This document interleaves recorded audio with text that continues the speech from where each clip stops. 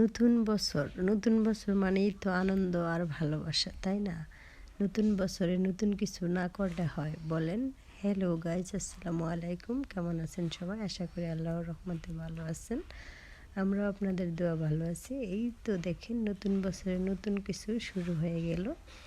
এই যে দেখেন, পিকনিক খাওয়া মানেই তো একটা আনন্দ, তাই না? এটা তো সবার জীবনে আসে, সবাই উপভোগ করে পিকনিক খাওয়া। এই যে দেখেন, রান্নাবান্নার কাজ চলতেছে।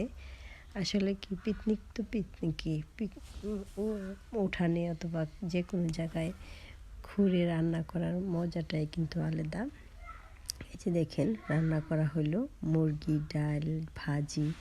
এই যে সব পিচিদেরকে নিয়ে পিকনিক খাওয়ার মজাটাই কিন্তু অন্যরকম। এই যে সবাই বসে গেল খাইতে। এটাই কিন্তু একটা গ্রামের একটা বাচ্চা কাচ্চার একটা আনন্দের বিষয়।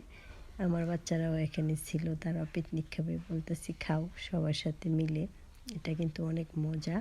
আর গ্রামে দেখেন, একটা কটকটিওয়ালা আসলে সব মানুষ একসাথে জড়ো হয়। আমার বাচ্চারাও যাচ্ছে, আমার শাশুড়ি মা ওনাদেরকে কিনে দিচ্ছে ভাঙ্গারি দিয়ে। এই যে দেখেন, ঘরে যা ছিল সব একত্র করে নিয়ে যাচ্ছে। আর এদিকে বাচ্চারা এই যে নুডলস খাবে, তাই নুডলস পাক করে দিচ্ছি।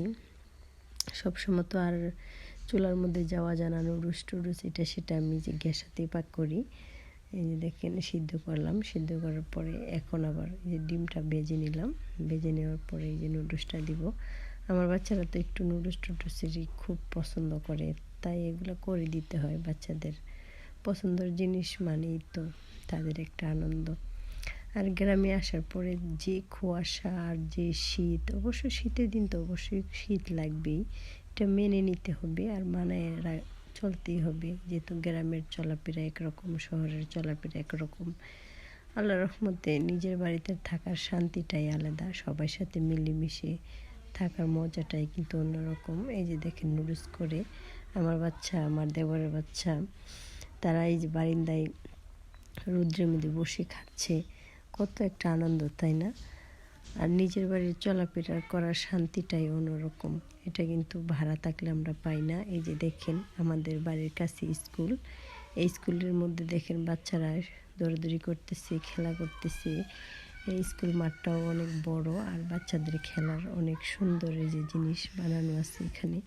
বাচ্চারা কিন্তু অনেক মন ভরে খেলতেছে। নিজের গ্রামে থাকা একটু অন্যরকম একটা শান্তি। মনে করেন সবাই পরিচিত থাকে, বাচ্চারা এদিক সেদিক গেলেও মানে সবাই একটু চেনা পরিচয় থাকে। আর আমরা শহরে থাকছি এতদিন, বাচ্চাদেরকে এরকম ছেড়ে দিয়ে থাকতে পারি নেই, কোথায় যায় না যায় পিছিয়ে যাওয়া লাগছে। আর এখানে দেখেন, এই যে একা একা বেড়াচ্ছে, চলছে, ফিরতেছে, সমস্যা নেই, সবাই পরিচিত, সবাই চিনে।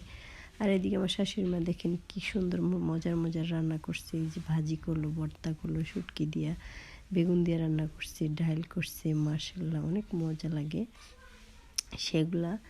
ওনার হাতের রান্না অনেক মজা। আর এদিকে এই যে দেখেন, বেগুনগুলা কত সুন্দর, কাঁচামরিচগুলা কোনো পানি মেশালো নাই। এই যে দেখেন কি লম্বা লম্বা এই বেগুলা, বেগুন শুটকি দিয়ে, মাছ দিয়ে, যা দিয়ে রান্না করে খান না কেন খুবই মজার হয়, একটুও পানি মাখা নাই। দেখেন তো, গ্রামে মানে টাটকা জিনিস খাওয়ায়। আর এইদিকে আমার বাচ্চারা চাউল চিড়া পছন্দ করে। আমার শাশুড়ি মা যে দেখেন চাউল চিড়া ভাঙায় নিয়ে আসছে, তারা গুড় দিয়ে খায়, অনেক পছন্দ করে। আর এই যে দেখেন, মুড়িও আছে এখানে, মুড়িগুলো অনেক সুন্দর। এই যে দেখেন, ভাজাটাও অনেক সুন্দর হয়েছে। তাই এই যে এগুলো বাচ্চাদের জন্য একটা নাস্তা করে রাখাই লাগে। যেহেতু গ্রামের এগুলোই পছন্দ বেশি, তাই গ্রামের মতো করে চলা লাগবে। তাই এই যে দেখেন, আর এই শীতের দিনে কিন্তু একটু মুড়ি সবারই পছন্দ। সবাই ভালো থাকেন, আল্লাহ হাফেজ।